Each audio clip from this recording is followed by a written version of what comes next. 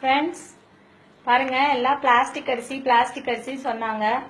நான் நம்பல, சும்மா ஏதோ சொல்றாங்கன்னு நினைச்சேன். இங்க பாருங்க, நான் இது ரொம்ப நேரமா இப்பதான் வந்தேன் வீட்டுக்கு, சாப்பிடலான்னு உட்காந்தேன்.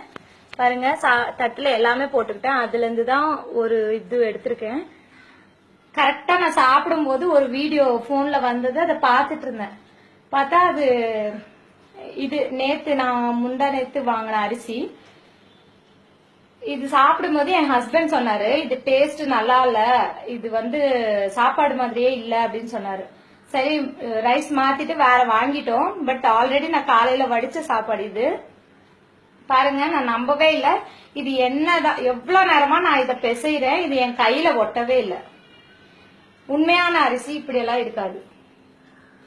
பாருங்க, நானும் இப்ப குழந்தைக்கு வாயில வைக்கலான்னு பார்த்தேன். அப்பதான் நான் பார்த்தேன் இந்த அரிசிய, இந்த சாப்பாடு இப்படி இருக்குன்றது. இப்ப ஜஸ்ட் அந்த வீடியோ வந்ததுனால தான் நான் இப்படி உருண்டை பிடிச்சு பார்த்தேன், இல்லைன்னா நான் பார்த்திருக்கவே மாட்டேன். பாருங்க,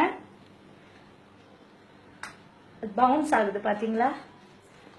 இத நான் கண்ணார பாக்கலன்னா நான் உண்மையிலே இதை நம்பி இருக்க மாட்டேன். சாப்பாட்டுல எல்லாம் கலப்படம் பண்ணுவாங்களான்னு எனக்கு டவுட்டா இருந்தது. பாருங்க, பாத்தீங்களா?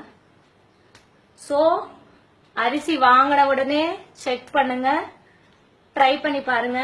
கையில இப்படி ஒட்டல, ஏதாவது ஃபங்க்ஷன் போனா கூட சாப்பாடை பிசைஞ்சு பாருங்க, கையில ஒட்டுதான்னு பாருங்க.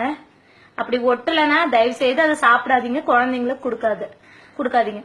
2 டேஸா நான் தெரியாம இந்த சாப்பாடு தான் என் குழந்தைங்களுக்கு கொடுத்துருக்கேன். இதனால என்ன விளைவுகள் வரும்னு எனக்கு தெரியல, பயமா இருக்கு. ஸோ ப்ளீஸ் இதை ஷேர் பண்ணுங்க எல்லாருக்கும்.